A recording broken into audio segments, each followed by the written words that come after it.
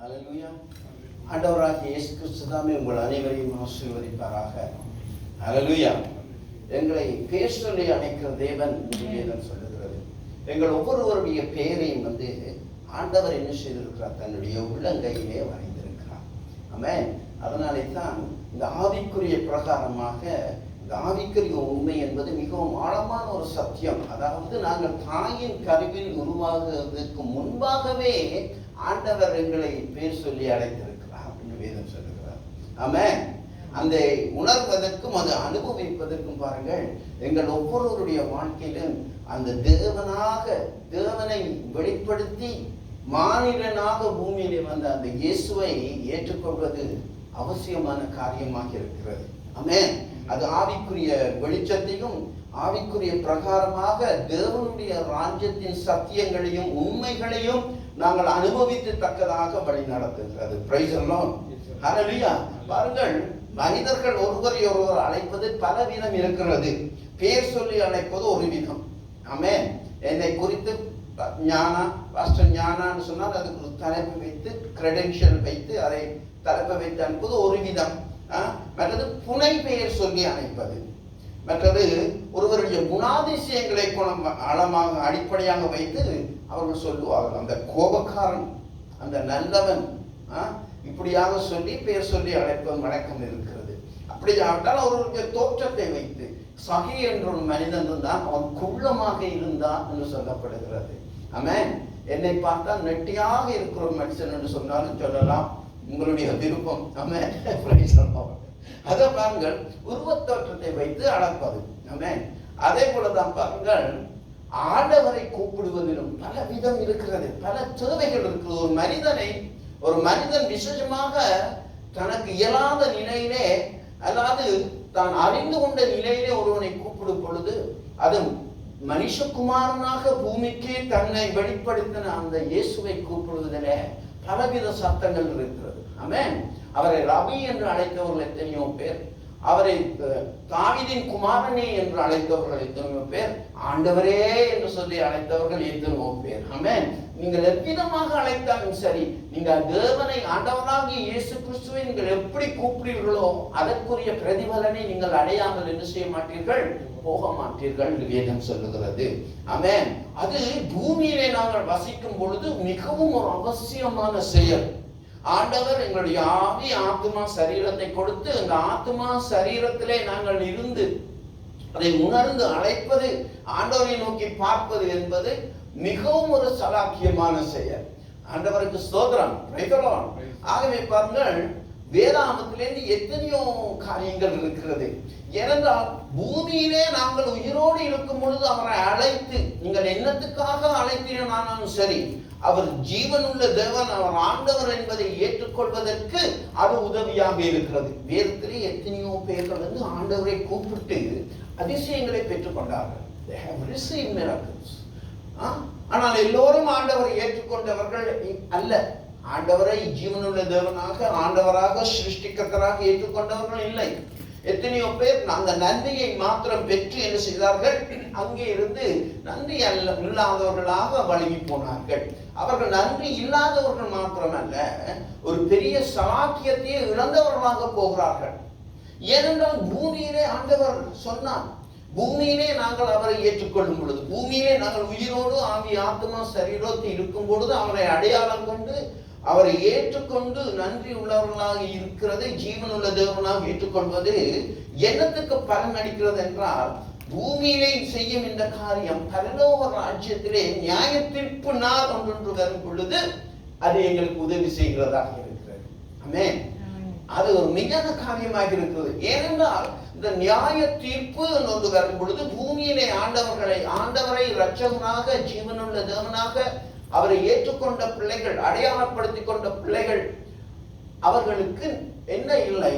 ஆக்கினை தீர்ப்பு இல்லை என்று ரோமர் அதிகாரம் சொல்லுகிறது. என்றால் பூமியிலே அவர்கள் ஆண்டவரை உணர்ந்து கொண்டார்கள், இருதயத்தினாலே அவரை ஆண்டவர் என்று ஏற்றுக்கொண்டார்கள். அதனாலே அவர்களுக்கு அது இல்லை என்றால் எங்களுடைய ஆவி, எங்களுடைய ஆத்மா, எங்களுடைய சரீரம், இந்த மூன்றும் ஒன்றாக இருக்கிற நிலையிலேயே அதை நாங்கள் செய்ய வேண்டும். இந்த சரீரத்தை விட்டு ஆவியும் ஆத்மாவும் பிரிகிற நாள் வந்த பிற்பாடு அதற்கும் எல்லாவற்றுக்கும் பிற்பாடாக நியாய தீர்ப்பு கொண்டு வரும் பொழுது பாருங்கள், அங்கே அதற்குரிய சந்தர்ப்பம் நீரானது. இதற்கு ஆண்டவர் ஒரு காரியம் செய்கிறார். லூக்கா எழுதிய சுவிசேஷத்துல 16வது அதிகாரத்துல 19 இருந்து 31 வரைக்கும் நான் வாசிக்கிறேன். இது ஆண்டவர் ஒரு காரியத்தை அவர்களுக்கு வெளிப்படுத்துகிறான். என்னவென்றால், ஐஸ்வர்யம் உள்ள ஒரு மனுஷன் இருந்தான். அவன் இரத்தாம்பரமும் விரையேற பெற்ற வஸ்திரமும் தரித்து அனுதினமும் சம்பரமாய் வாழ்ந்து கொண்டிருந்தான். லாசரு என்னும் பேர் கொண்ட ஒரு தரித்திரனும் இருந்தான். அவன் பருத்தல் நிறைந்தவனாய் அந்த ஐஸ்வர்யவானுடைய வாசலுக்கே கிடந்து அவனுடைய மேஜையில் இருந்து விழுந்த துணிக்கைகளினாலே தன் பசியை ஆற்ற ஆசையாயிருந்தான். நாய்கள் வந்து அவன் பருக்களை நக்கிட்டு, அதாவது ஒரு பணக்காரன் ஐஸ்வர்யவான், ஒரு ஏழை பிச்சைக்காரன், அவனுடைய பிச்சைக்காரனுடைய நிலை நாய்கள் வந்து அவனை நக்குகிற அளவுக்கு இருக்கிறது. அந்த செல்வந்தனுடைய நிலையோ அனுதினமும் புது ஆடை தரித்து செல்வத்தை அனுபவித்தவனாக இருந்தான். நக்கிற்று. பின்பு அந்த தரித்திரன் மரித்து தேவதூதனால் ஆபிரகாமுடைய மடியிலே கொண்டு போய் விடப்பட்டான். ஐஸ்வர்யவானும் மரித்து அடக்கம் பண்ணப்பட்டான். அதாவது பாருங்கள், பேசும் பொழுது யூத மக்களை முன்பாக வைத்து பேசுகிறார். அந்த யூத மக்களுக்கு அவர்கள் யெகோவா எல்லா நம்பிக்கையும் இருந்தாலும் ஆபிரகாம் பரத்திலே இருப்பான், அவன் நியாயம் தீர்ப்பான் என்பதற்கு அடையாளமாக அதை ஏற்றுக்கொள்வார்கள் என்பதை விளங்கப்படுத்தும்படியாக ஆண்டவர் ஆபிரகாமை அங்கே குறிப்பிடுகிறான். வேதாகமத்தின் அடிப்படையிலே, முழு வேதாகமத்தின் அடிப்படையிலே எல்லாருக்கும் நியாயம் தீர்க்கிற நாள் வரும் பொழுது நியாயம் தீர்க்கிற ஒருவரே அவர் ஆண்டவராகிய இயேசு கிறிஸ்து. ஆனால் ஆண்டவர் இதை வெளிப்படுத்த முயல்கிற காரியத்தை பாருங்கள், யூத மக்களுடைய கவனத்துக்கு இது வர வேண்டும் என்று அவர் விரும்புகிறார். அதனாலே ஆபிரகாம் அவர் அங்கே இடத்திலே வைக்கிறார். லாசருவை அப்பொழுது பாதாளத்திலே அவன் வேதனைப்படுகிற போது தன் கண்களை எதிரெடுத்து தூரத்திலே ஆபிரகாமையும் அவன் மடியிலே லாசருவையும் கண்டான். அப்பொழுது அவன் தகப்பனாகிய ஆபிரகாமே, நீர் எனக்கு இறங்கி லாசரு தன் விரலின் நுனியை தண்ணீரிலே தோய்த்து என் நாவை குளிரும் பண்ணும்படி அவனை அனுப்ப வேண்டும். இந்த அக்கினி ஜுவாலையில் வேதனைப்படுகிறனே என்று கூப்பிட்டார். இப்பொழுது பாருங்கள், அந்த ஐஸ்வர்யமான மரித்து விட்டான். வேதம் அதிலே சொல்ல ஆண்டவர் சொல்லுகிறார், அவன் நரகத்திலே இருக்கிறான். அவன் லாசரு என்ற பிச்சைக்காரன் ஆபிரகாமுடைய மடியிலே இருக்கிறான். இப்பொழுது இவனுடைய வேதனை தாங்காமல் ஆண்டவரை கூப்பிடுகிறான். ஆண்டவரே, அவனை இருக்க அனுப்புங்க, நீர் நடத்த எனக்கு தண்ணி தாங்க எல்லாம் கூப்பிட. அந்த நான் கண்ணாலே பார்த்து அந்த பிச்சைக்காரன் ஆபிரகாமுடைய மடியிலே இருக்கிறான், அவனை அனுப்புங்க, எனக்கு 2 சொட்டு தண்ணி தரட்டும் என்று சொல்லி கூப்பிட்டான் ஆண்டவரை. அதற்கு அவன் யாரை கூப்பிட்டான்? ஆபிரகாமை கூப்பிட்டான். ஆமென், பிரைஸ் தி லார்ட். யாரை கூப்பிட்டான் என்றால் ஆபிரகாமை கூப்பிட்டான். அதற்கு ஆபிரகாம், மகனே, நீ பூமியிலே உயிரோடு இருக்கும் காலத்தில் உன் நன்மைகளை அனுபவித்தான், லாசருவும் அப்படியே தீமைகளை அனுபவித்தான். அதை நினைத்துக்கொள். இப்பொழுது அவன் தேற்றப்படுகிறான், நீயோ வேதனைப்படுகிறான். அதுவும் இல்லாமல் அவ்விடத்தில் இருந்து உங்களிடத்திற்கு கடந்து போகவும் அவ்விடத்தில் இருந்து எங்களிடத்திற்கு கடந்து வரவும் மனதுள்ளவர்களுக்கு கூடாதபடிக்கு எங்களுக்கும் உங்களுக்கும் நடுவே பெரும் பிளம்பு உண்டாக்கப்பட்டிருக்கிறது என்றான். ஆமென், ஹல்லேலூயா. ஆண்டவர் சொல்லுகிறார், ஆபிரகாம் சொல்லுகிறார், பாருங்கள், சரி நீ பார்க்கிறாய், நான் இங்கே இருக்கிறோம், நான் அங்கே இருக்கிறோம், இவர்கள் இங்கே இருக்கிறார்கள், நீ கூப்பிடுகிறாய், சத்தம் கேட்கிறது. ஆனால் ஒருவரையும் என்ன செய்ய முடியாது, வந்து உதவி செய்ய முடியாது, அவர்களை ஒரு நன்மையும் செய்து கொள்ள முடியாது. உண்மையிலே அந்த நேரத்திலே யார் எங்களுக்கு நன்மை செய்ய முடியும்? எங்களை நியாயத்திற்கு செய்து முடிக்க வேண்டியவர் யார்? ஆண்டவராகிய இயேசு கிறிஸ்து. அதாவது ஆண்டவர் இயேசு அதில் ஒரு காரியத்தை விளங்கப்படுத்துகிறார். பூமியிலே நாங்கள் இருக்கும் பொழுது இவைகளை செய்து விட வேண்டும். ஆண்டவரை கூப்பிட்டு ஆண்டவரிடம் பதில் பெற வேண்டுமா? பதில் பெற்றது மற்றாமல் உங்களுடைய நன்மையும் அதிலே வர வேண்டுமா? பூமியிலே இருக்கும் பொழுது நீங்கள் கூப்பிடுங்க. ஹல்லேலூயா. உங்களுடைய ஆவி, ஆத்துமா, சரீரம் இவைகள் ஆண்டவரை அடையாளம் காணும் பொழுது இருதயத்தையும் மனதையும் அவருக்கு எதிராக திருப்பி கொண்டு செல்லாமல் நாங்கள் என்ன செய்ய வேண்டும்? அவரை நோக்கி கூப்பிட வேண்டும். அவரை நீங்கள் எவ்விதமாக கூப்பிட்டாலும் சரி, ஒரு தீர்க்கதரிசியாக கூப்பிட்டாலும் சரி, ஒரு ரபாயாக, ஒரு ஆசாரியனாக, ஒரு ஆசிரியர் எங்களை கற்றுக் கொடுக்கிற ஆசிரியனாக கூப்பிட்டாலும் சரி, எல்லாரும் ஜீவனுள்ள தேவனே என்று சொல்லி தேவனுடைய அந்த வெளிப்படுதலோட கூப்பிட்டாலும் சரி, அதற்குரிய பலனை நீங்கள் பூமியிலே பெற வேண்டும், பெற முடியும். ஹல்லேலூயா. பாருங்க, ஆகவே ஆண்டவர் சொல்லுகிறார், இவ்விதமான ஒரு நாள் வருகிறது. ஆமென். ஆண்டவர் அதை அவர்களுக்கு சொல்லுகிறார். அந்த நாட்களிலே அவரே அதை செய்ய முடியாது, செய்ய மாட்டார். ஏன்னா பூமியிலே எங்களுக்கு கொடுக்கப்பட்ட அந்த சந்தர்ப்பங்களை நாங்கள் என்ன செய்ய வேண்டும்? மானிட ரூபத்திலே மானிடமாக நாங்கள் முற்றுமுழுதாக இருக்கும் பொழுதே அதை செய்துவிட வேண்டும். ஆமென். எவ்வளவு விரைவாக செய்கிறார்களோ செய்தவர்கள் நீங்கள் எல்லாம் பாக்கியவான்கள். ஏனென்றால் அதை பெற்று நாங்கள் அனுபவிக்கவும் ஆண்டவர் எங்களுக்கு அதிகாரம் கொடுத்திருக்கிறார். ஹல்லேலூயா. Praise the Lord. ஆண்டவருடைய நன்மைகளை பெறுவது மாத்திரமல்ல, அதை பெற்று அனுபவிக்கவும் ஆண்டவர் எங்களுக்கு வெளிப்படுத்துகிறார். ஆகையினாலே பூமியிலே நாம் கூப்பிட்டு நன்மைகளை பெற்றுக்கொள்ள ஒரு நல்ல சந்தர்ப்பமாக இருக்கிறது. Price the Lord. பூமியிலே ஆண்டவரை கூப்பிட்டு நன்மைகளை பெற்றுக்கொள்ள இது ஒரு நல்ல சந்தர்ப்பமாக இருக்கிறது. பாருங்கள், ஆண்டவரை முதலாவது ஆண்டவர் கூப்பிட்ட ஒரு காரியம் யாராக இருக்கும் என்று நினைக்கிறீர்கள்? ஆதாம். உங்கள் எல்லோருக்கும் தெரியும். ஆதாமை ஆண்டவர் கூப்பிட்டார். ஆதாம் என்றால் மனிதன் என்று புரியும். ஆடம் என்றதுதான் ஹீப்ரு சொல். ஆடம் அல்ல, அடம் வந்து ஆங்கிலத்திலே மொழிபெயர்க்கப்பட்ட வவலை வைத்து எழுதப்பட்ட சொல். ஆனால் ADM அவ்வளவுதான் ஹீப்ரு மொழியிலே. அது ஆங்கிலத்திலே. ஆனால் நாங்கள் எல்லோரும் எல்லாவற்றையும் இப்ப இந்த காலத்திலே வர ஆங்கிலத்தில் எழுதுவதனாலே, எல்லா புஸ்தகங்களும் ஆங்கிலத்தில் எழுதியிருப்பதனாலே அவர்கள் எழுதியிருக்கிறதை வாசித்து நாங்கள் அவ்வாறுதான் மற்ற காரியங்களும் என்று சொல்லி அனுமானிக்கிற நாட்களாக இருக்கிறது. இப்பொழுது இந்த நாட்களிலே பாருங்கள், இந்த பெயர்கள் எவ்விதமாக எல்லாம் மாற்றம் அடைகிறது. எங்களுக்கு தெரிந்த முருங்கைக்காய், முருங்கை இலை, இது வந்து இப்போ இந்த நாட்களிலே வைத்தியங்களுக்கு நன்றாக பயன்படுத்துகிறது என்று சொல்லி இந்த மீடியாக்கள் எல்லாம் பறந்து ஓடுது. அந்த பறந்து ஓடினதாலே எனக்கும் உங்களுக்கும் தெரிந்த இந்த முருங்கை மிரிங்கா என்று சொல்லி பெயர் பெற்று விட்டது. முரிங்கா என்று சொல்ல, முரிங்கா என்று சொல்லி பெயர் பெற்றது. அடுத்த சமுதாயம் எங்களோட பிள்ளைகளே இந்த வெளிநாடுகளில் வளர்வதனாலே அவர்களே ஆங்கிலம் தான் படிப்பார்கள். அவர்களிடம் போய் கூட நீங்கள் முருங்கை என்று சொன்னால் நோ நோ நோ நோ முருங்கை ஆண்டுவாங்க. அந்த விதமாக மாறிவிட்டது. அதே போலதான் வேதாந்தத்தின் அநேக பெயர்கள் இவ்விதமாக இருக்கிறது. ஆமென். ஆண்டவருக்கு ஸ்தோத்திரம். ஆகவே பாருங்கள், ஆண்டவர் என்ன சொல்கிறார்? ஆண்டவருடைய வார்த்தையினாலே எங்களை ஆண்டவர் பேர் சொல்லி அழைத்தவராக இருக்கிறார். முதலாவதாக ஆதாமை அழைத்தார். ஆமென். அவர் மனிதன். பேர் அப்புறமாக ஆதாமை படைத்த பின்பாக ஆதாம் எல்லாவற்றுக்கும் பேரிட்டான் என்று வேதம் சொல்லுகிறது. ஆதாம் என்ன செய்கிறார்?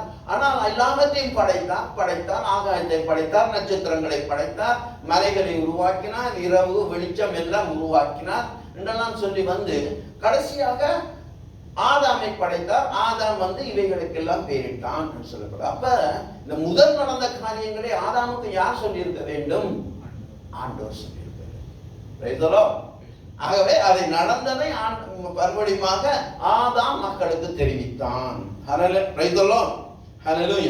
ஏனென்றால் பூமியிலே இருக்கும் பொழுது ஆண்டவரை கூப்பிட்டு ஆண்டவராலே நாங்கள் நன்மைகளை எப்படி பெற வேண்டுமோ அதே போல ஆண்டவரும் பூமியிலே இருந்த மனிதர்களை கூப்பிட்டார். அதுக்கு ரெண்டு காரியங்கள் இருந்தது. ஒன்று, அவருடைய நாமம் மகிமைப்பட வேண்டும். இரண்டாவது, மனித சமுதாயம் நன்மை பெற வேண்டும், விடுதலை பெற வேண்டும், வெற்றியோடு வாழ வேண்டும், ஒரே மெய்த்தேவனை அறிய வேண்டும். இந்த விதமான நோக்கங்களோடு மனிதர்களையும் ஆண்டவர் கூப்பிட்டார். ஆமென். வேதாகமத்தில் இருந்து பாருங்கள், ஆபிரகாமை கூப்பிட்டார். அதற்கு பின்பாக ஆபிரகாமை கூப்பிட்டார். பாருங்கள், ஆண்டவர் சொன்னார் ஆபிரகாமே என்று சொல்லி அழைத்தான். அப்பொழுது எதற்காக கூப்பிட்டார் என்றால் ஆபிரகாமை சோதிக்கும்படியாக. ஆதியாகமம் 22:1 இந்த காரியங்கள் நடந்த பின்பு தேவன் ஆபிரகாமை சோதித்தார். எப்படி எனில் அவர் அவனை நோக்கி ஆபிரகாமே என்றார். உடனே அவன் என்ன செய்தான்? இதோ அடியேன் என்றான். ஹல்லேலூயா, பிரைஸ் தி லார்ட், ஆமென். யாராவது அந்த ஆதியாகமம் 22வது அதிகாரத்தை எடுத்துக்கொள்ளுங்கள். Price the Lord. முதலாவதாக அவர் ஆதாமை கூப்பிட்டார். ஆதாம் அந்த வேளையிலே ஒளிந்து கொண்டிருந்தான். ஆதாமே மனுஷனே மனுஷனே எங்கே என்று சொல்லி, நான் உருவாக்கின மனுஷனே வேறாயு எங்கே நீங்க என்று கூப்பிடும் பொழுது ஒளிந்து கொண்டிருந்தான். இப்பொழுது ஆதியாகமம் 22:1 ஆபிரகாமை சோதிக்கும்படியாக சொல்லுகிறார். இந்த காரியங்கள் நடந்த பின்பு தேவன் ஆபிரகாமை சோதித்தார். எப்படி எனில், அவர் அவனை நோக்கி ஆபிரகாமே என்றார். அவன் இதோ அடியேன் என்றார். அப்பொழுது அவர், உன் புத்திரனும் உன் ஏகசுதனும் உன் நேசகுமாரனாகிய ஈசாக்கை நீ இப்பொழுது அழைத்துக் கொண்டு மோரியா தேசத்துக்கு போய் அங்கே நான் உனக்கு குறிக்கும் மலையில் ஒன்றின் மேல் அவனை தகன பலியிடு என்றார். ஆபிரகாம் அதிகாலையில் எழுந்து தன் கழுதையின் மேல் சேணம் கட்டி தன் வேலைக்காரர் 2 பேரையும் தன் குமாரன் ஈசாக்கையும் கூட்டிக் கொண்டு தகன பலிக்கு கட்டைகளையும் பிளந்து கொண்டு தேவன் தனக்கு குறித்த இடத்திற்கு புறப்பட்டு போனான். 3ஆம் நாளில் ஆபிரகாம் தன் கண்களை எடுத்து பார்த்து தூரத்திலே அந்த இடத்தை கண்டான். அப்பொழுது ஆபிரகாம் தன் வேலைக்காரரை நோக்கி, நீங்கள் கழுதையை நிறுத்தி இங்கே காத்திருங்கள், நானும் பிள்ளையாண்டனும் அவ்விடம் மட்டும் போய் தொழுது கொண்டு உங்களிடத்துக்கு திரும்பி வருவோம் என்றான். ஆபிரகாம் தகன பலிக்கு கட்டைகளை எடுத்து தன் குமாரனாகிய ஈசாக்கின் மேல் வைத்து தன் கையிலே நெருப்பையும் கத்தியையும் எடுத்துக் கொண்டான். இருவரும் கூடி போனார்கள். அப்பொழுது ஈசாக்கு தன் தகப்பனாகிய ஆபிரகாமை நோக்கி, என் தகப்பனே என்றான். அதற்கு அவன், என் மகனே, இதோ இருக்கிறேன் என்றான். அப்பொழுது அவன், இதோ நெருப்பும் கட்டையும் இருக்கிறது, தகன பலிக்கு ஆட்டுக்குட்டி எங்கே என்றான். அதற்கு ஆபிரகாம், என் மகனே, தேவன் நமக்கு தகன பலிக்கான ஆட்டுக்குட்டியை பார்த்து கொள்வார் என்றான். அப்புறம் இருவரும் கூடி போய் தேவன் அவனுக்கு சொல்லியிருந்த இடத்துக்கு வந்தார்கள். அங்கே ஆபிரகாம் ஒரு பலிபீடத்தை உண்டாக்கி கட்டைகளை அடுக்கி தன் குமாரனாகிய ஈசாக்கை கட்டி அந்த பலிபீடத்தில் அடுக்கிய கட்டைகளின் மேல் அவனை கிடத்தினான். பின்பு ஆபிரகாம் தன் குமாரனை வெட்டும்படிக்கு தன் கையை நீக்கி கத்தியை எடுத்தான். அப்பொழுது கர்த்தருடைய தூதரானவர் வானத்திலிருந்து ஆபிரகாமே ஆபிரகாமே என்று கூப்பிட்டார். ஹல்லேலூயா. ஒரு கணம் எத்தனையாவது வசனம் அது? 11. ஹல்லேலூயா. உங்கள் எல்லோருக்கும் சுருக்கமாக இது தெரியும். பாருங்கள், ஆபிரகாமை ஆண்டவர் சோதிக்கிறார். என்ன சோதிக்கிறார்னு சொன்னால், அவனுக்கு கொடுத்த ஒரே மகன், அவனை கொண்டு அவனுக்கு ஆசீர்வதித்திருந்தால் நான் உனக்கு சந்ததியை பெருக பண்ணுவேன், அதுவும் சும்மா இல்ல, கடற்கரை மணல் அத்தனை போல வானத்தின் நட்சத்திரங்களை போல எண்ண முடியாத அளவுக்கு நான் உன்னை பெருக பண்ணுவேன் என்று ஆசீர்வதித்திருந்தார். இப்பொழுது அந்த ஆண்டவர் எப்படி சோதிக்கிறார் என்றால், அதற்கு உலக பிரகாரமாக காரணமாக இருக்கக்கூடிய ஒரே ஒரு சந்தர்ப்பம் ஈசாக்கு. அவனுடைய சந்ததி பெருகக்கூடுமானால் உலக பிரகாரமாக ஒரே ஒரு சந்தர்ப்பம் யாரு? ஈசாக், ஐசாக். இப்பொழுது ஆண்டவர் சொல்லுகிறார், இவனை நீ என்ன செய்? தகன பலியிடு. பாருங்கள், ஆண்டவருடைய சோதனை, ஆண்டவருடைய சப்தத்தை கேட்டவன், ஆண்டவருடைய கூப்பிடுதலை கேட்டவன். ஆண்டவர் கூப்பிட்டான், அவன் கேட்டான். அவன் கேட்டான், கேட்டவன் விசுவாசித்தான். ஆண்டவர் சோதித்தான். சோதித்த ஆண்டவர் பாருங்கள், அவனை அது மட்டும் நடத்தி செல்லுகிறான். அப்பொழுது மகன் கேட்கிறான். வேதத்தில் நீங்கள் வேத அறிஞர்களின்படி கணக்கின்படி ஏறத்தாழ ஈசாக்குக்கு அந்த விட சின்ன பிள்ளை என்று நீங்கள் நினைக்க வேண்டாம்.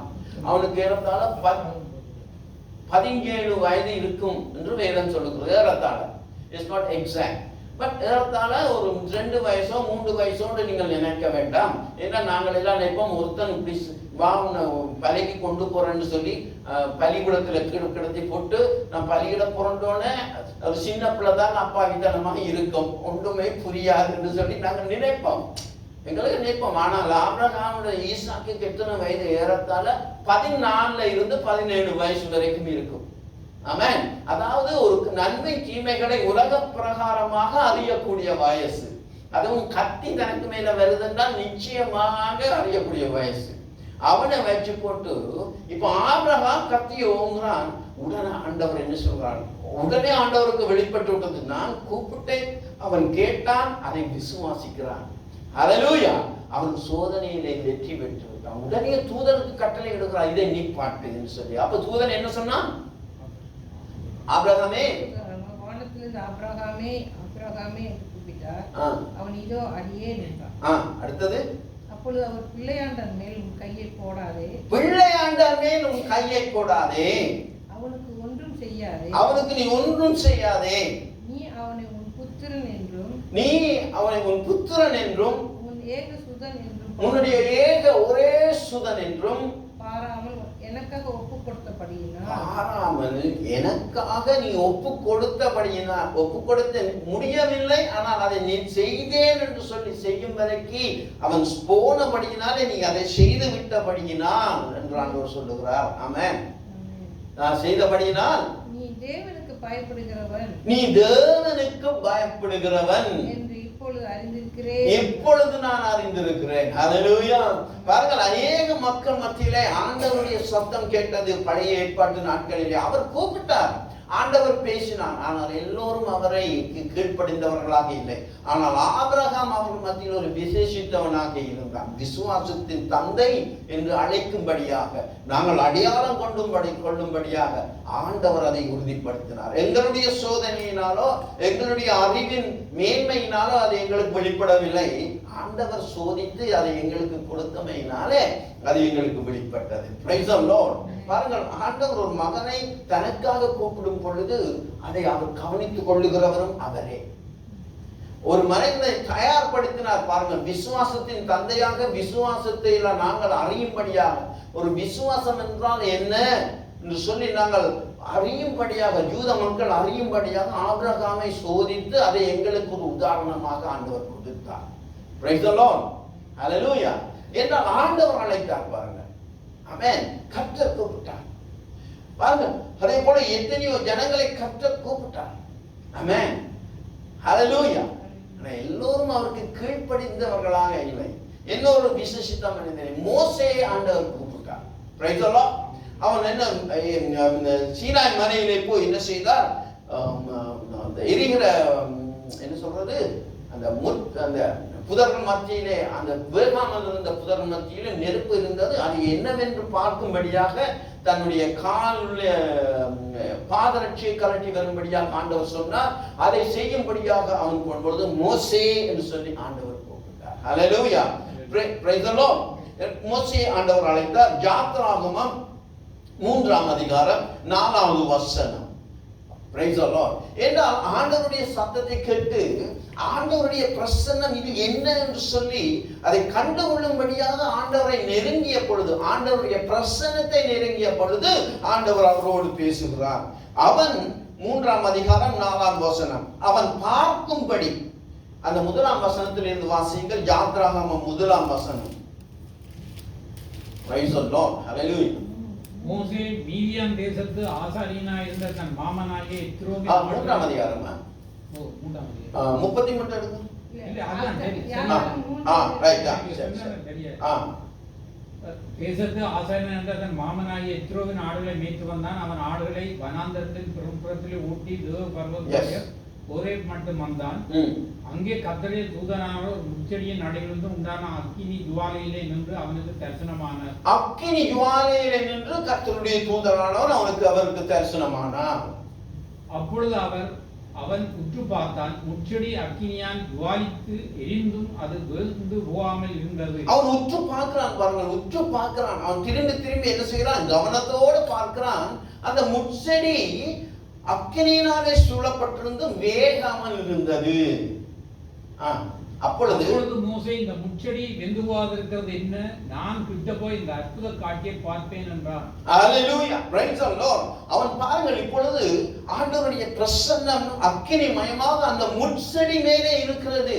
அதை போய் அவன் கண்டுகொள்ள வேண்டும். இது என்னன்னு சொல்லி கிட்ட போகும் பொழுது அவன் பார்க்கும்படி கிட்ட வருகிறதை கர்த்தர் கண்டார். முச்செடியின் நடுவிலிருந்து தேவன் அவனை நோக்கி மோசே மோசே என்று கூப்பிட்டார். ஹalleluya. இதோ அடியேன் என்றார். Praise the Lord. Hallelujah. பாருங்கள், அது இருந்தது முட்செடி பாருங்கள். ஆனால் அதை சூழ இருந்தது என்ன? அக்கினி. Praise the Lord. இப்ப தேவனுடைய மகிமை அந்த முட்செடி மத்தியிலே இருக்கிறது, அதன் நடுவிலே கர்த்தர் இருக்கிறார். Praise the Lord. அதே போலதான் பாருங்கள், ஆனால் இப்பொழுது அவன் என்னவென்று சொல்லி கிட்டே அவன் செல்லும் பொழுது மோசே மோசே என்று சொல்லி அவர் கூப்பிட்டார். ஹalleluya. உடனே பாருங்கள், அவன் உடனே என்ன சொல்றான்? இதோ அடியேன் என்றான். ஆமென். ஆண்டவர் கூப்பிடும் பொழுது பாருங்கள், ஊழியத்துக்குள்ளாகவும் பாருங்கள், இவ்வாறு ஆண்டவர் வழி நடத்துகிறவராக இருக்கிறார். ஒருவர் மத்தியிலே ஆண்டவருடைய சத்தம் எப்பொழுது கேட்கிறதோ அது மோசேயினுடைய கூப்பிடுதல் போல அவர்கள் மத்தியிலும் அது ஒலிக்கிறது. ஆமென். அவர்களுக்கு இனம் புரியாத அந்த தேவ மகிமை, அக்கினிமயமான அபிஷேகம் அவர்களை மூடிக்கொள்கிறது. அதன் மத்தியில் அதை நோக்கி அவர்கள் கீழ்ப்படிந்து நடக்கும் பொழுது ஆண்டவர் என்ன செய்கிறார்? அவர்களை ஆசீர்வதிக்கிறார். Praise the Lord. Hallelujah. தேவனுடைய சத்தத்துக்கு கீழ்ப்படிந்து ஆண்டவர் கூப்பிடும் பொழுது அந்த சத்தத்தை கேட்டு முன்னோக்கி நடக்கிற தேவனுடைய பிள்ளைகளை தேவன் உங்களை இன்னும் ஆசீர்வதிக்கிறார். ஏனென்றால் பாருங்கள், நாங்கள் தொடர்ந்து மோசேயினுடைய காரியங்களை வாசித்து வருவோமே, ஆனால் ஆண்டவர் அதற்கு பின்பாக மோசேயை நடத்துகிற விதமே பெரியது. இப்பொழுது பார்த்தீங்கன்னா மோசே வந்து எத்தனை வயசு? கிட்டத்தட்ட 80 வயசுக்கு மேல. ஆமென். அவன் எங்களுடைய கணக்கு. ஆனால் அவனுடைய கால்கள் செருப்பும் செய்யவில்லை, அவனுடைய கண்களுடைய பார்வையும் என்ன செய்யவில்லை, மங்கவில்லை. அவன் இந்த நாட்களுடைய 80 வயசு அல்ல, அந்த நாட்களிலே ஆண்டவரனாலே தெரிந்து கொள்ளப்பட்ட அபிஷேகிக்கப்பட்ட மோசேயினுடைய தோற்றம் மிகவும் வித்தியாசமான தோற்றம். ஆமென். Praise the Lord. அவன் பாருங்கள், எப்பொழுது ஆண்டவருடைய சத்தத்தை கேட்டு ஊழியத்துக்கு தங்களை ஒப்புக் கொடுக்கிறார்களோ, அடியேன் என்று சொல்லி தங்களை கீழ்ப்படுத்துகிறார்களோ, ஆண்டவர் அவர்களுடைய வாழ்க்கையை மாற்றி அமைக்கிறார். மோசேயினுடைய வாழ்வை பார்த்தீங்கன்னா ஆபிரகாமோடு வித்தியாசமாக செயல்பட்டவர். ஆண்டவர் மோசேயோடு இன்னும் ஒரு விதத்திலே செயல்படுகிறார். அவர் எப்படி செயல்படுகிறார் என்றால் அற்புதங்களினாலும் அதிசயங்களினாலும் அவனை நடத்துகிறார். அந்த அற்புதங்களும் அதிசயங்களின் மத்தியிலும் வந்து ஒரு விசேஷித்த காரியம் என்னவென்றால் மோசே கேட்பதை ஆண்டவர் செய்கிறார். ஹல்லேலூயா.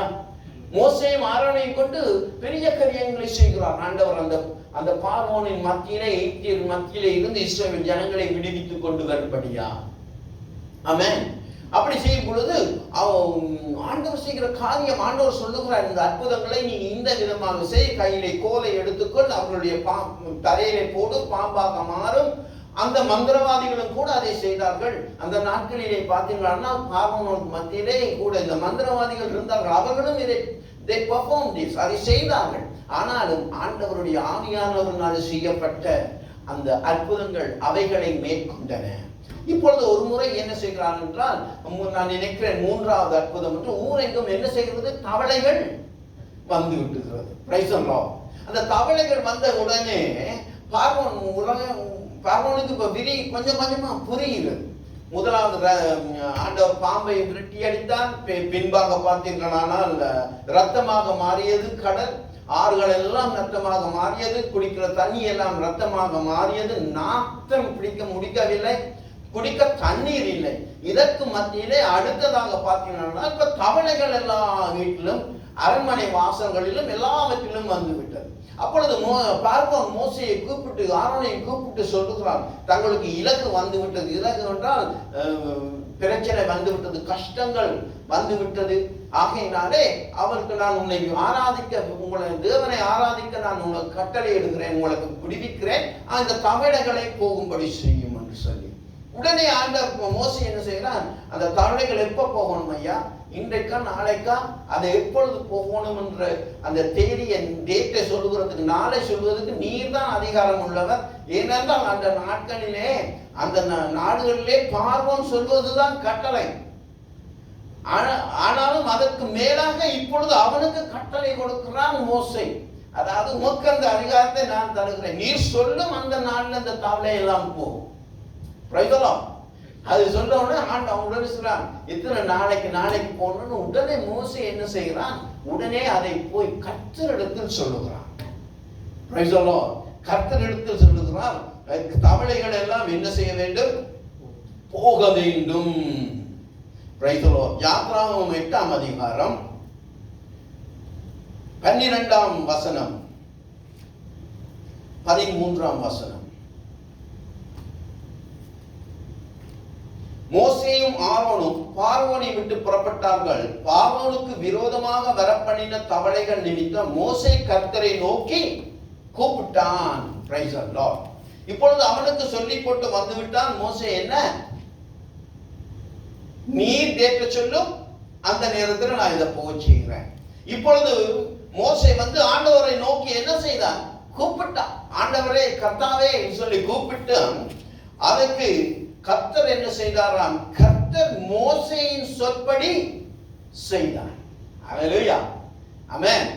பாருங்க, எல்லாத்தையும் சொல்லி கொடுத்த ஆண்டவர் 13வது வசனம் சொல்லுகிறது, மோசேயின் சொற்படி செய்தார்.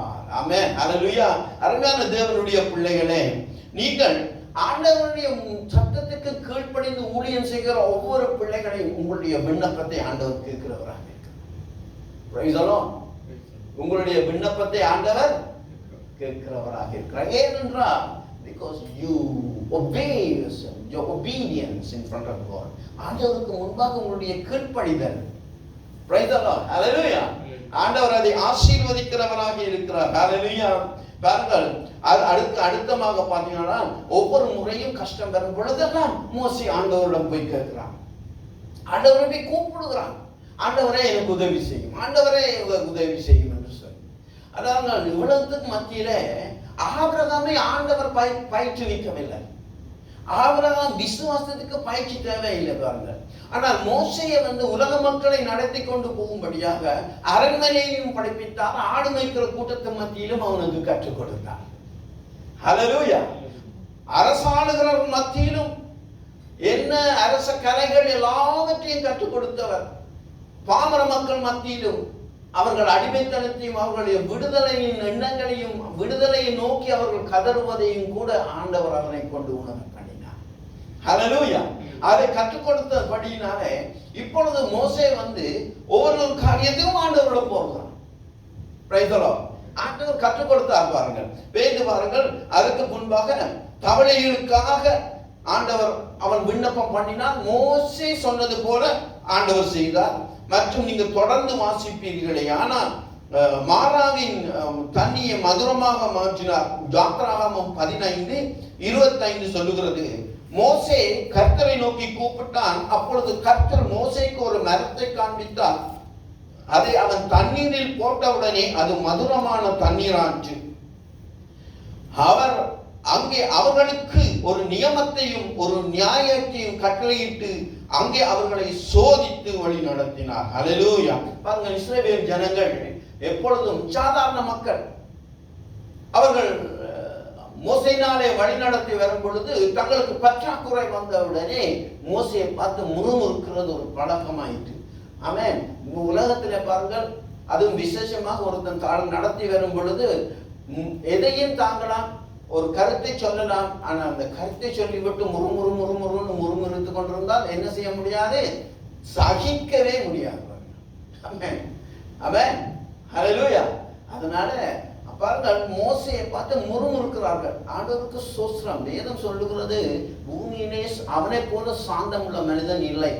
ஆனாலும் பாருங்கள், அவனுடைய சாந்தமும் கடந்து அவன் போய் ஆண்டவரிடம் போகும் பொழுது ஆண்டவர் சொல்லுகிறார், இந்த மரத்தை தூக்கி நீ இதிலே போடு, அது மதுரமாக மாறும்.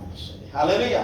மாறாவின் கசப்பை மதுரமுமாக்கி மகிழ்வித்த மகிமனையே பாடுவேன், பரவசமாகுவேன், பரந்தோடும் இன்னரே. ஹல்லேலூயா. இவர்கள் யார்? இவர்கள் எல்லாரையும் நீங்கள் பார்த்தீர்கள் என்றால் இவர்கள் யார் என்றால் ஆண்டவர் கூப்பிட்டு விசேஷித்த விதமாக அவர் வழி நடத்தினர். ஹல்லேலூயா. ஆனால் இதே ஆண்டவர் பூமிக்கு மானிட ரூபத்திலே வந்த பொழுது அவர் என்ன செய்கிறார்? அனைவரையும் அவர் என்னையும் உங்களையும் பேச சொல்லி அழைக்கிறார். சகே என்று சகையுமே கீழே இறங்கி வா என்று சொல்லி கூப்பிட்டார். ஹல்லேலூயா. அவர் கூப்பிட்டவர்களும் அவரை கூப்பிட்டவர்களும் இப்பொழுது அனைவருமே அவருக்குள்ளே மகிழத்தக்கதான ஒரு சலாக்கியத்தையும் ஒரு சந்தர்ப்பத்தையும் ஆண்டவர் எனக்கும் கேட்கிற உங்களுக்கும் கொடுத்திருக்கிறார். ஹல்லேலூயா. Praise the Lord. ஆகவே பாருங்கள், ஒரு மனிதன் என்ன காரணத்துக்காக கூப்பிட்டாலும் ஆண்டவரை நோக்கி கூப்பிடும் பொழுது பாருங்கள், ஒரு தேவையாக இருக்கலாம், ஆபத்து சூழ்நிலையாக இருக்கலாம், எல்லாவற்றால் தேவனுடைய பிரசன்னத்தை உணர்ந்து இதுதான் ஜீவனுள்ள தேவன் என்று அறிந்த அறிவாக இருக்கலாம்.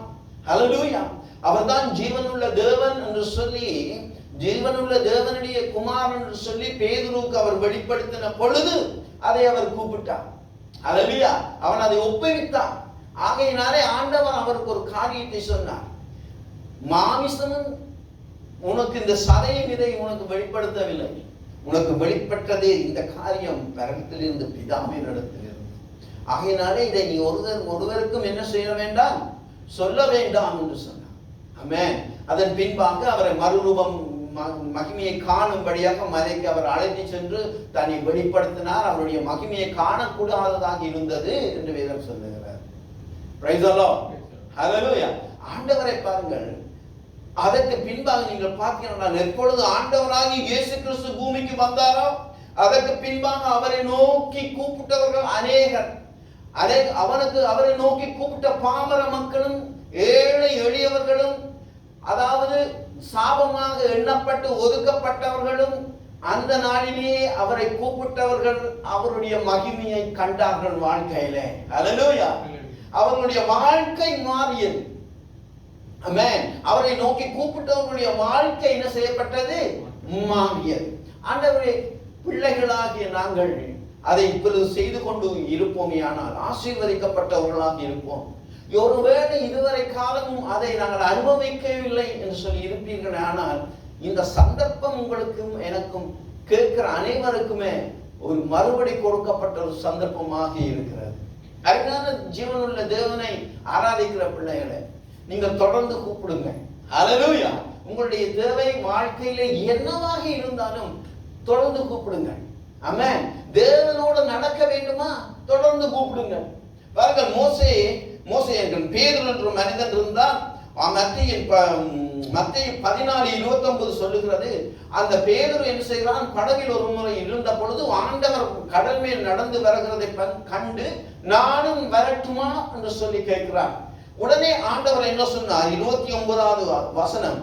அதற்கு அவர் வா என்றார். அப்பொழுது பேதுரு படவை விட்டு இறங்கி இயேசுவினிடத்தில் போக ஜலத்தின் மேல் நடந்தார். காற்று பலமாய் இருக்கிறதை கண்டு பயந்து அமிர்ந்து போகையில், ஆண்டவரே என்னை ரட்சியும் என்று கூப்பிட்டான். ஆமென். அருமையான தேவனுடைய பிள்ளைகளே, பேதுரு செய்த காரியம் பெரிய காரியம். பாருங்கள், ஆண்டவரை கண்டான். ஆண்டவரை போல நானும் நடக்க வேண்டும் என்று அவன் வாஞ்சித்தான், அனுமதி பெற்றான். ஆண்டவர் கொடுத்த அந்த அனுமதியோட நடந்தான். ஹல்லேலூயா. அருமையான தேவ பிள்ளைகளை, ஊழியம் செய்கிற நீங்கள் கூட இந்த நாட்களிலே ஆண்டவருடைய வார்த்தையை கேட்டு ஒருவேளை ஊழியத்திலே காலடி எடுத்து வச்சிருப்பீர்கள். இந்த சமுத்திரம் போன்ற உலகத்திலே நாங்கள் எத்தனையோ இன்னல்களை காணும் பொழுது, புயல்களை காணும் பொழுது, ஒருவேளை நீங்கள் மனம் கலங்கி தவித்து நிற்கும் பொழுது கூட பேதுரு மாளும் பொழுது ஆண்டவரை நோக்கி கூப்பிட்டான். நாங்களும் என்ன செய்யக்கூடியவர்களாக இருக்கிறோம்? கூப்பிடுங்கள்.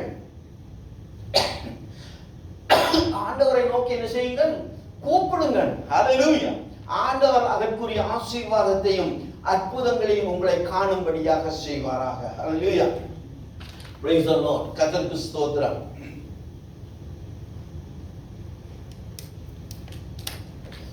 Praise the Lord. ஆண்டவர் பாருங்கள், ஒரு நன்மையான ஒரு காரியம் செய்தார். பாருங்கள், பூமியிலே மனிதர்களை விடுவிக்கும்படியாக ஊழியத்திலே அழைத்திருந்தால் அவரை ரட்சியும் ஆண்டவரே என்று கூப்பிடும் பொழுது உதவிக்கரம் நீட்டுகிற ஆண்டவர் ஒரு நாளும் உங்களை தாழ விட மாட்டார். Praise the Lord. Hallelujah.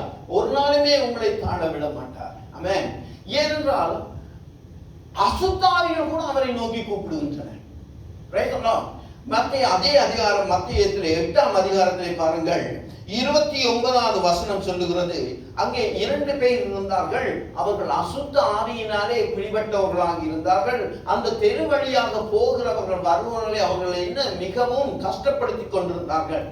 ஆகையினாலே அவங்க இந்த கஷ்டத்தை குறித்து ஆண்டவரிடம் சொன்ன பொழுது இயேசு என்ன செய்கிறார்? அவைகள் மத்தியிலே போகிறார். அவைகள் மத்தியிலே போன உடனேயே அந்த அசுத்த ஆவிகள் அவரை என்ன செய்கிறது? விண்ணப்பிக்க ஆரம்பிக்கிறது. பாருங்கள், 29 சொல்லுகிறது, அவர்கள் அவரை நோக்கி, இயேசுவே தேவனுடைய குமாரனே. ஆமென். அந்த 2 பேர்கள் மத்தியிலே அந்த அசுத்த ஆவிகள் என்ன செய்கிறது? அவர்களை ஆண்டு கொண்டிருந்தது. அந்த அசுத்தாவிகளுடைய இடைப்படுதலினால இவர்கள் பேசுகிறார்கள், இயேசுவே தேவனுடைய குமாரனே, எங்களுக்கும் நோக்கம் என்ன? ஐயா, என்னையா இப்ப பிரச்சனை? நாங்கள் எங்கட மாட்டில கொண்டு பிடிச்சிருக்கிறோம், எங்களுக்கு மத்தியில நீங்களே வந்தீர். யார் என்னத்தினாலே பேசுகிறார்கள்? அந்த அசுத்த ஆவியினாலே பேசுகிறார்கள். காலம் வரும் முன்னே எங்களை வேதனைப்படுத்த இங்கே வந்தீரோ என்று கூப்பிட்டார்கள். ஹல்லேலூயா. என்ன காலம்? அவைகள் அறிந்திருந்தன. தேவனுடைய நியாய தீர்ப்பு நாளிலே கர்த்தர் கடைசி நாட்களிலே என்ன செய்வார்? அந்த யுத்தத்திலே சத்துருவினுடைய எல்லா காரியங்களையும் அகற்றி போட்டு எங்களுக்கு ஜெயத்தை தருகிற ஆண்டவர். ஹல்லேலூயா. Praise the Lord. அவர் சிலுவையிலே சத்துருவின் தலையை நசுக்கினார் என்று வேதம் சொல்லுகிறது. அந்த நாள் வரும் முன்னமே எங்களை நீர் என்ன செய்ய வந்தீர்? கஷ்டப்படுத்த வந்தீரோ என்று கூப்பிடுறார்கள். அவர்களுக்கு கொஞ்ச தூரத்திலே அநேகம் பன்றிகள் கூட்டமாக மீண்டு கொண்டிருந்தன. இப்பொழுது இந்த அசுத்த ஆவிகள் என்ன செய்கிறது? கூப்பிடுறார்கள், இயேசுவை ஆண்டவரே, ஐயோ எங்களை விட்டுருங்க ஐயா, எங்களை விட்டுருங்க. அவர்களுக்கு தெரியும் இவர் அதிகாரம் உள்ளவர், தங்களுக்கு மேலாக அதிகாரம் உள்ளவர். கூப்பிடும் பொழுது கொஞ்சம் தூரமாக கொஞ்சம் பன்றிகள் மீண்டு கொண்டிருந்தன. அப்பொழுது பிசாசுகள், நீர் எங்களை துரத்துகிறானால் நாங்கள் அந்த பன்றிகள் கூட்டத்தில் போகும்படி உத்தரவு கொடும் என்று அவரை வேண்டிக் கொண்டன. இப்ப பிசாசுகள் வேண்டிக் கொள்வது, அச்சா பிளீஸ் எங்களை நாங்கள் போகணும்னா அந்த பண்டிகை மத்தியில போறோம், நீங்க அதுக்கு உத்தரவு கொடுங்க, நீங்க சொல்லுங்க அது ஆகும், நீங்க சொல்லுங்க அது நடக்கும். இங்க எங்கள உலகமே உங்களுக்கு நாங்க சொன்னா நாங்கள் கீழ்ப்படிவோம், ஏன்னா நீர் அதிகாரம் உள்ளவர். அதற்கு அவர் போங்கள் என்றார். ஹல்லேலூயா. ஆமென். அவைகள் புறப்பட்டு பன்றி கூட்டத்தில் போயின. அப்பொழுது பன்றி கூட்டம் எல்லாம் உயர்ந்த மேட்டில் இருந்து கடலில் பாய்ந்து ஜலத்தில் மாண்டு போயின. ஹல்லேலூயா. அருமையான தேவனுடைய பிள்ளைகளே, தேவன் போங்கள் என்று சொன்னது அந்த அந்த பிசாசுகளுக்கு கீழ்ப்படிந்த மாதிரி அல்ல. அவருக்கு தேவை அந்த 2 பேரும் என்ன செய்ய வேண்டும்? விடுதலையாக வேண்டும். ஹல்லேலூயா. அதனால என்ன செய்கிறார்? அந்த அசுத்தாவிலே போ, இப்பொழுது அங்க போ, அவ்வளவுதான், நீ போ என்றால் போ. ஆமென். அதே அதிகாரத்தை ஆண்டவர் உங்களுக்கும் கொடுத்திருக்கிறார். ஆண்டவருடைய சத்தம் எப்படி என்றால், அவர் அழைத்தவர்கள் இப்பொழுது பெரிய காரியங்களை செய்யும்படியாக பாக்கியம் மாறுகிறது. ஹல்லேலூயா. அவர் போ என்றால் போ என்று சொல்லப்படுகிறது. ஆமென். அவைகள் உடனே போய் என்ன செய்தன? கடலிலே போய் விழுந்தன.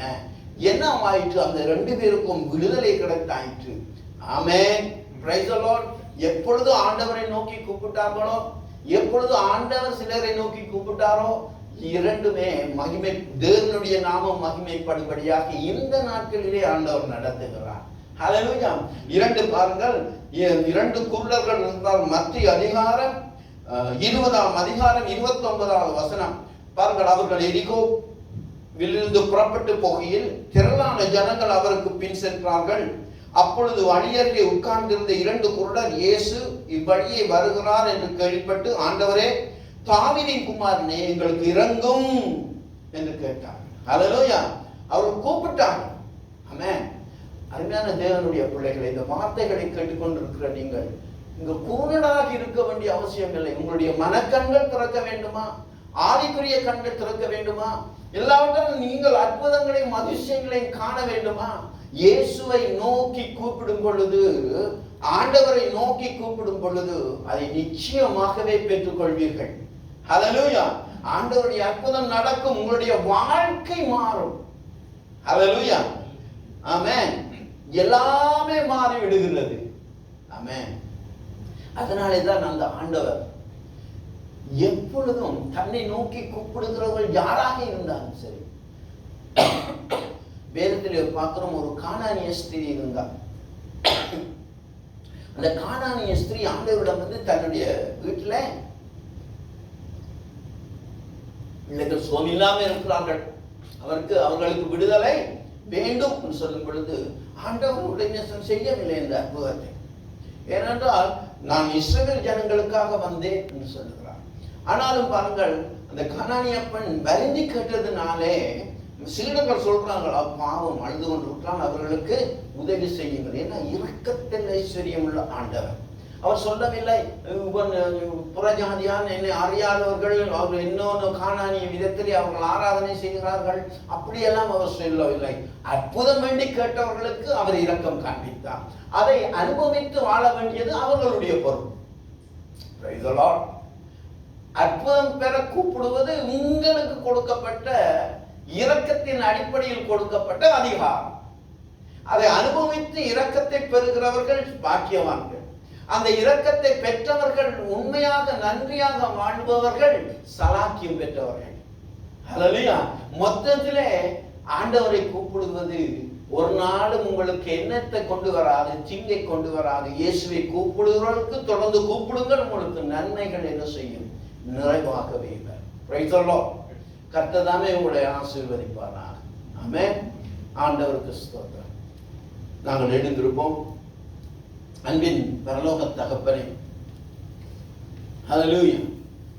இந்த வேளையிலும் ஆண்டவரே, உம்முடைய பிரசன்னத்தினாலே இந்த வசனத்தை கேட்ட ஒவ்வொரு பிள்ளைகளையும் நீர் ஆசீர்வதிக்க வேண்டுமாறு நான் ஜெபிக்கிறேன். யாரெல்லாம் உம்மை நோக்கி கூப்பிட இப்பொழுது தீர்மானித்தார்களோ அவர்கள் மத்தியில உமது வார்த்தையும் உமது அற்புதமும் வெளிப்பட வேண்டுமாறு நாங்கள் ஜெபிக்கிறோம். கர்த்தாவே, நீர் அழைத்தவர்களை கொண்டு உம்முடைய நாமத்தை மகிமைப்படுத்தினீர். உம்மை நோக்கி கூப்பிட்டு அழைத்தவர்களை கொண்டும் இப்பொழுது நீர் மகிமைப்படுத்துகிறீர். அதற்காக ஸ்தோத்திரம். வார்த்தைகளை கேட்கிற ஒவ்வொருவருடைய இருதயத்திலும் உண்மையுள்ள சத்தியத்தின் ஆதியானவர் தாமே உம்மை ஆராதிக்கிறதிலும் உம்மை உயர்த்துவதிலும் பெற்ற நன்மைகளுக்கு நன்றியுள்ளவர்களாக இருப்பதிலும் வழி நடத்தட்டும். இயேசுவின் நாமத்திலே ஜெபிக்கிறோம், ஜீவனுள்ள நல்ல பிதாவே. Amen. Amen. Hallelujah. Praise the Lord. கூப்பிடு நீ பதில் கொடுப்பார், குறைகள் எல்லாம் நிறைவாக்குவார். கூப்பிடு நீ பதில் கொடுப்பார், குறைகள் எல்லாம் நிறைவாக்குவார். உண்மையாக தேடுவோரின் உள்ளத்தில் வந்திடுவார். Praise the Lord.